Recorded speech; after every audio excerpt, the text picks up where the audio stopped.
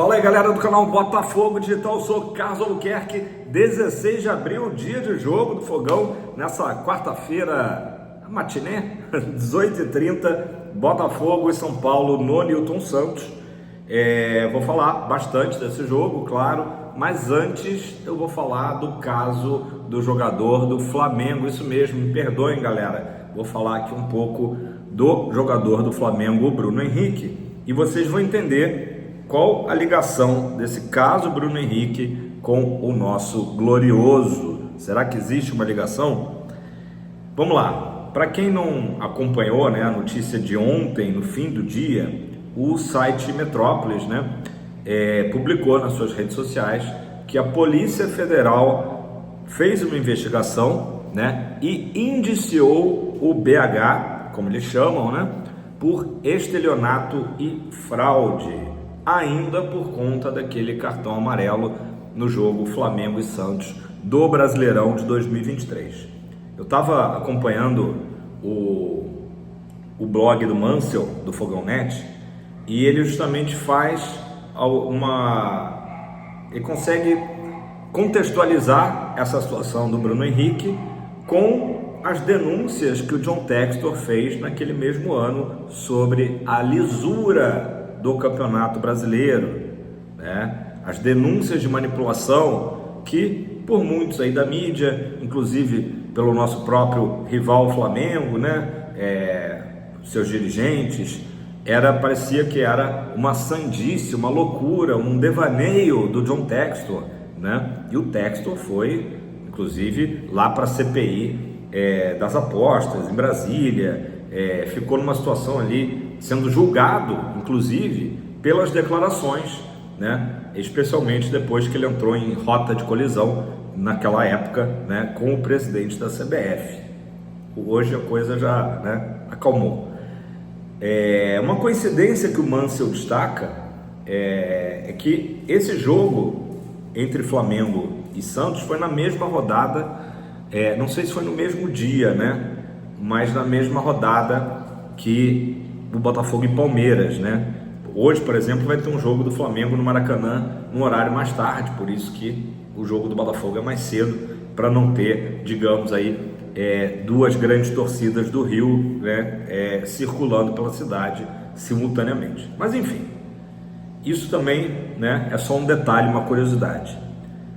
Fato é que o caso Bruno Henrique tinha sido arquivado pela CBF, pelo STJD, porque consideraram que não era importante, mesmo com a denúncia ali na época de que ele teria forçado esse cartão, E como é que a gente descobre que houve algo ali estranho? Tenho falado aqui no canal, mas como tem uma audiência rotativa, é importante relembrar. As casas de apostas não estão nessa para perder, ou seja, elas ficam ali o tempo todo nos computadores, softwares, Nenhuma pessoa consegue controlar isso, vendo que tem situações ali de apostas fora do normal, porque ela não quer ser lesada, a casa de aposta ela não quer ser enganada, Então descobriu-se, que pessoas ligadas ao Bruno Henrique, irmão, prima, cunhado, enfim, tinham apostado no cartão amarelo do Bruno Henrique, que por acaso era o terceiro cartão amarelo dele, e faturado uma grana. Por que a CBF e a STJD arquivaram? Os caras ganharam na cabeça da CBF, R$1.000, 1.000 e pouquinho.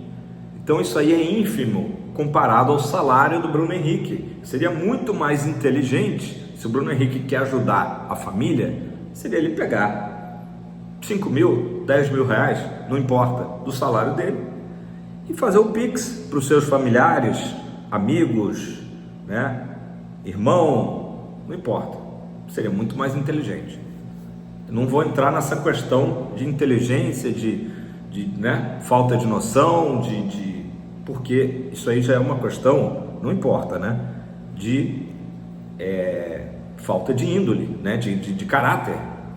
O cara manipular uma situação de jogo. Então a CBF tinha arquivado, os flamenguistas não todos, né, mas alguns zombando ali das denúncias do Textor, e agora voltou à tona porque a Polícia Federal resolveu investigar. Primeira coisa, o celular do Bruno Henrique foi analisado e tinha várias conversas apagadas, conteúdos de conversas apagados. Já levanta ali uma lebre. E a polícia achou o celular do senhor Vander Nunes, que vinha a ser irmão do atleta Bruno Henrique, um diálogo que é muito suspeito. Vou passar aqui parte do diálogo para também não deixar a coisa me prolongar muito no assunto. O irmão dele teria perguntado: você está com 2 cartões, né? Quando o pessoal, a equipe pessoal, né, de algum esquema, provavelmente, mandar tomar o terceiro, avisa nós, SIC, né? Quando o pessoal mandar tomar o terceiro, avisa nós. Aí o Bruno Henrique teria respondido: contra o Santos. Ou seja, ele indica quando que ele vai tomar o terceiro cartão. Que aí não importa se era terceiro, se era segundo. Contra o Santos. O irmão pergunta: daqui a 2 semanas, né, o jogo com o Santos era só em 15 dias. E aí o Bruno Henrique teria respondido: olha aí no Google, né? Pesquisa aí a tabela, deve ser isso, 2 semanas. E que aí depois a conversa continua, tipo assim, pô, então tem que segurar, né? Porque num período de 2 semanas, Campeonato Brasileiro, não sei quantos jogos tinha ali, mas talvez uns 3 jogos antes do confronto com o Santos. E o Bruno Henrique teria até continuado a conversa dizendo: só vou tomar amarelo se eu der alguma entrada forte de alguém. Ou seja, não vai ser por reclamação, por bate-boca, ou com o adversário ou com o juiz, né? Ou seja, ele ia segurar para tomar esse amarelo só contra o Santos. Quem que sugeriu, quem que falou para ele tomar esse amarelo só contra o Santos, a gente não sabe, mas a conversa toda é muito suspeita e é isso, e é por isso que a Polícia Federal está indiciando o atleta, né? Não se tem ainda provas mais contundentes, mas isso aí já digamos que é bastante suspeito, né? São 10 pessoas ao todo envolvidas ali que fizeram apostas, né, nesse cartão amarelo, que faturaram alguma grana, né? E aí de novo a gente retorna ao Botafogo. As denúncias que o Textor fazia, né, e que também acabou que foram esvaziadas aí pela mídia e até não sei como é que ficou a situação no Senado, né? A gente é obrigado a voltar em 2023, campeonato que houve situações estranhas, e o Mansell inclusive aponta o apagão do Nilton Santos, gol mal anulado lá na Arena MRV do Botafogo contra o Atlético Mineiro, a própria expulsão do Adrielson no 4-3 para o Palmeiras, etc, etc, etc. Vou passar aqui o vídeo falando de lances, né, polêmicos, né? Vamos colocar assim, já que a gente não pode acusar ninguém, né? O que vai acontecer com o Bruno Henrique? Não faço a menor ideia, mas a justiça tem que, né, cumprir o seu papel, e tem feito isso, a Polícia Federal fez, já que a CBF e o STJD, como eu disse, tinham arquivado, tá, essa suspeita aí do cartão amarelo.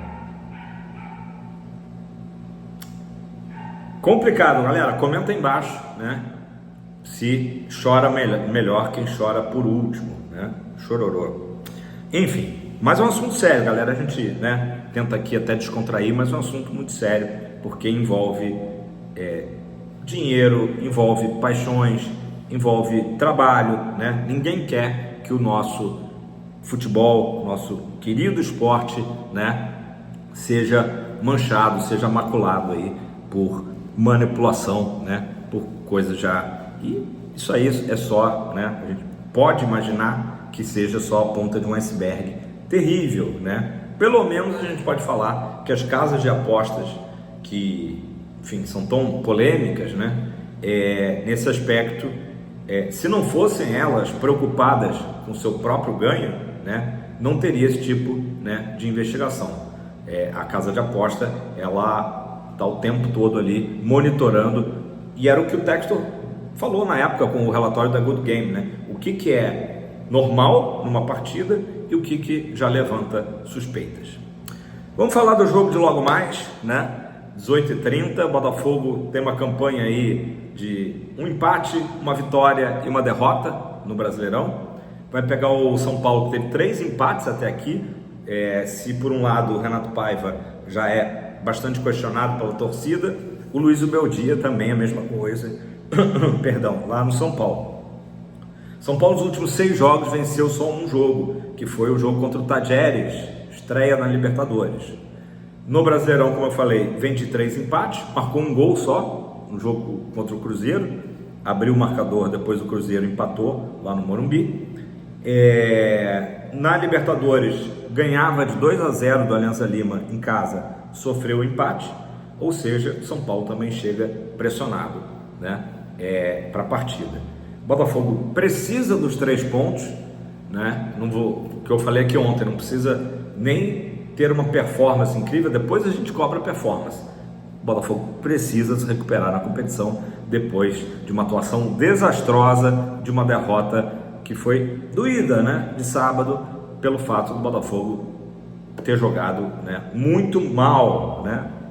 Teve questionamento do VAR, o campo estava horroroso do Nabi Abichedi, mas apesar disso tudo, o Botafogo tinha que ter jogado de uma forma muito melhor, né? E por isso o Paiva, né, é questionado por parte da torcida, enfim. E a gente vê isso pelos comentários aqui, todo dia a galera questionando. O Botafogo vai mudar o Paiva? Não, não vai mudar, né? A gente sabe que houve vários erros aí de planejamento nesse início de ano, erros em contratações, isso é nítido. Se o Botafogo demite o Paiva agora, seria como carimbar, assinar, né, mais um erro aí, depois de ficar 2, 3 meses em busca de um técnico e logo no início do trabalho já demitir. Não vejo essa possibilidade, mas futebol é dinâmico, a gente nunca sabe o dia de amanhã, aquela história do tá prestigiado, né? Às vezes quando você fala tá prestigiado, é quase que a senha para dizer que o técnico está próximo a cair. Mas, sinceramente, acho que o Paiva vai continuar. Normalmente não teria sentido o Botafogo trocar agora, né? Não teria sentido. Jogo 18h30, Premier, narração do Luiz Carlos Júnior. Botafogo tem, falando em cartão amarelo, né? Botafogo tem 2 jogadores pendurados, Barbosa que já estava e agora o Gregory que tomou amarelo lá em Bragança Paulista, né?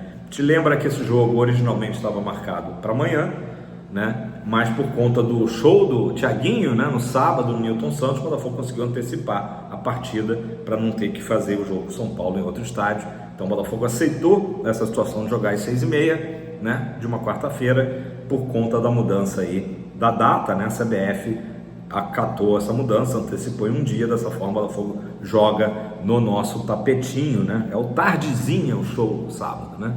Show aí já tradicional, organizado pelo próprio Thiaguinho. São Paulo, né? Falei dos problemas de São Paulo, dos resultados. São Paulo tem jogado num 4-3-3, mas que às vezes vira um esquema com 3 zagueiros, né?